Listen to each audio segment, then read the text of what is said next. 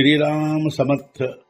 वक्रतुंड महाकाय सूर्यकोटि समप्रभ निर्विघ्नं कुरु मे देव सर्वकार्येषु सर्वदा।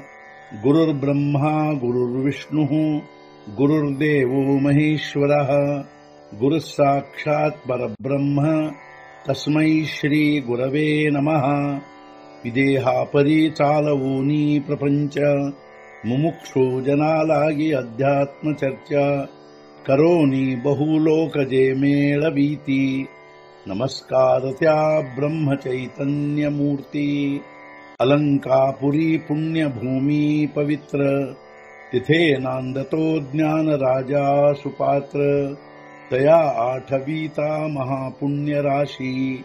नमस्कार माझा सद्गुरु श्री ज्ञानेश्वराशी। सद्गुरुनाथ महाराज की जय। जय जय रघुवीर समर्थ। श्रीराम समर्थ। जय जय रामकृष्ण हरी। श्री ज्ञानेश्वरी अध्याय 1 अर्जुन विषाद योग संपुಟ 27। जयाते कामधेनु माये तयासी अप्राप्य काही आहे। म्हणून मी प्रवर्तो लाहे ಗ್ರಂಥಿಯೇ। ಕಾಮಧೇನು ತಾಯಿಯಾಗಿರುವುದೋ ಯಾರದು, ಅವರಿಗೆ ಅಪ್ರಾಪ್ಯವಾದದ್ದೇನಿರುವುದು। ಆದ್ದರಿಂದಲೇ ನಾನು ಪ್ರವೃತ್ತನಾಗಿರುವುದು ಈ ಗ್ರಂಥ ಬರೆಯುವುದರಲ್ಲಿ। ಅದರಂತೆ ಕಾಮಧೇನು ಯಾರ ತಾಯಿಯಾಗಿರುವುದೋ ಅವರಿಗೆ ಪ್ರಾಪ್ತವಾಗುವುದಿಲ್ಲವೆನ್ನುವಂಥದ್ದು ಏನು ಇರುತ್ತದೆ। ಆದ್ದರಿಂದಲೇ ಅರ್ಥಾತ್ ಈ ಭಾವನೆಯಿಂದಲೇ ಈ ಗೀತಾರ್ಥ ಬರೆಯುವುದರಲ್ಲಿ ಪ್ರವೃತ್ತನಾಗಿರುವೆನು। ತರಿ ನ್ಯೂನತೆ ಪುರತೆ ಅಧಿಕತೆ ಸರತೆ ಕರೂನಿ ಘೇಯಾವೆ ಹೇ ತುಮತೆ ವಿನವಿತು ಅಸೆ।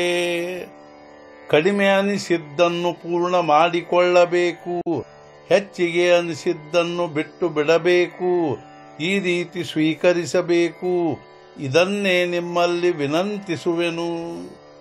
ಶ್ರೀ ಜ್ಞಾನೇಶ್ವರ ಮಹಾರಾಜರು ಶ್ರೋತೃಗಳಾದ ಸಾಧುಸಂತರಲ್ಲಿ ವಿನಂತಿಸುವುದೇನೆಂದರೆ, ಇದರಲ್ಲಿ ನಿಮಗೆ ಏನಾದರೂ ಕಡಿಮೆ ಅನಿಸಿದರೆ ಅದನ್ನು ಪೂರ್ಣ ಮಾಡಿಕೊಳ್ಳಬೇಕು, ಅದೇ ರೀತಿ ಹೆಚ್ಚಿಗೆ ಅನಿಸಿದ್ದನ್ನು ಬಿಟ್ಟು ಬಿಡಬೇಕು, ಈ ರೀತಿಯಾಗಿ ಸ್ವೀಕರಿಸಬೇಕೆಂದು ನಾನು ನಿಮ್ಮಲ್ಲಿ ವಿನಂತಿಸುತ್ತೇನೆಂದು ಅನ್ನುತ್ತಾರೆ।